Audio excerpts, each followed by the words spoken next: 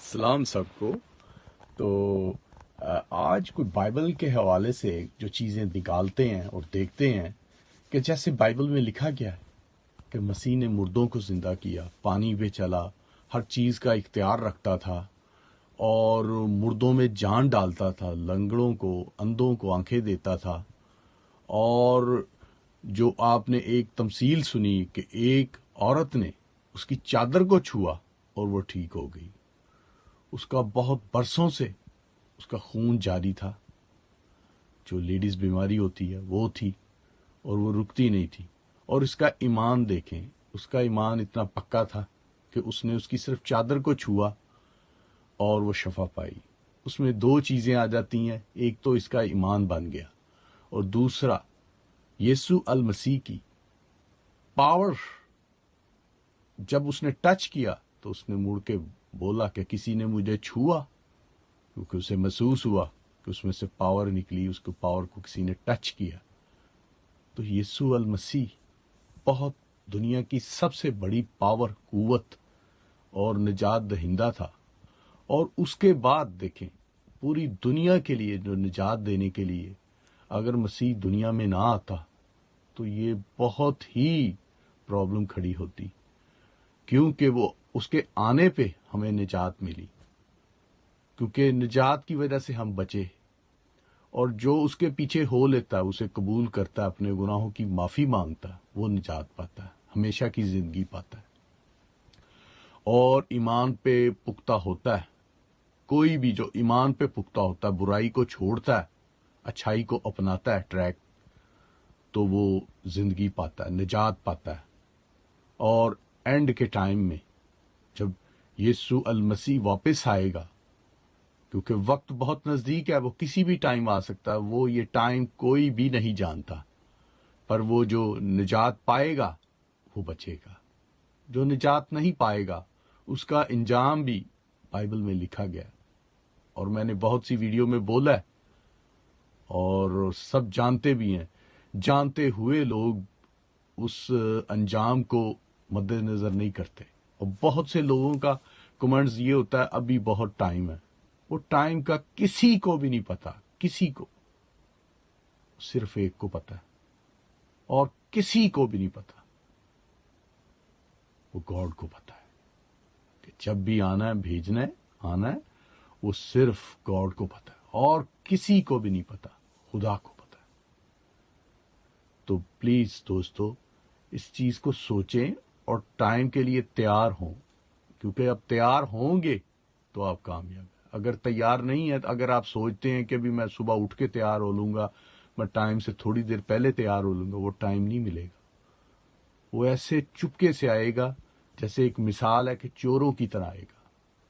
तो प्लीज आप तैयार हो। और दूसरा ये कि मैंने उसमें जो बोला था मेरी गवाही में कि मैं सीधा गिरा था, और सीधा गिरने के बाद बीवी रोई, परेशान हुई, कितनी देर तक मैं पड़ा रहा। और उसमें उसने डॉक्टर को कॉल की और एम्बुलेंस को कॉल की, क्योंकि यहाँ पे तो सिर्फ एक दफ़ा कॉल करनी है, डोर पे गाड़ियाँ आ जाती हैं इस मुल्कों में।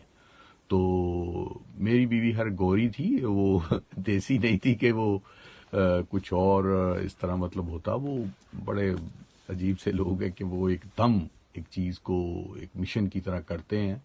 तो ये कि वो उसने मुझे चेक भी किया, वो खुद भी नर्स थी और वो बहुत परेशान, रो भी रही, बच्चा भी बहुत छोटा था, अभी महीनों का था, अभी साल का नहीं हुआ था। तो वो भी साथ, जैसे माँ हिला रही है, वो भी थोड़ा कोशिश कर रहा है, क्योंकि वो मेरे साथ बड़ा हर टाइम खेलता था। तो मुझे बिल्कुल नहीं पता चला, और जब मैं उठाऊं तो मैं बड़ा टाइट था, और उठाऊं तो मैंने कहा भी मुझे क्यों सोए हुए को परेशान कर रहे हो? तो कहती तू जमीन पे पड़ा, तू सीधा गिर गया था। और मैं सीधा गिरा था नाक के बल। और मैंने आपको बोला था कि मेरे जो एक साइड पे टेबल और लोहे की चीजें थी, मैं उधर नहीं गिरा और कुछ भी खराश भी नहीं आई। और यकीन माने, मुझे अभी तक, कभी कि मैं बहुत सी प्रे लोगों के लिए करता हूं तो नजर भी आ जाता है और ये होता है, पर ये कि वो मुझे जो मालूम होता है, क्योंकि मेरी जिंदगी का यू टर्न था, वो खुदा ने मुझे चांस दिया था।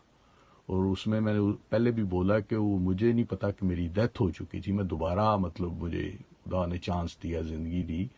तो आपके लिए भी ये है कि کوئی بھی حادثہ ہو یا کوئی بھی ہونے سے پہلے آپ اپنے آپ کو مضبوط کریں.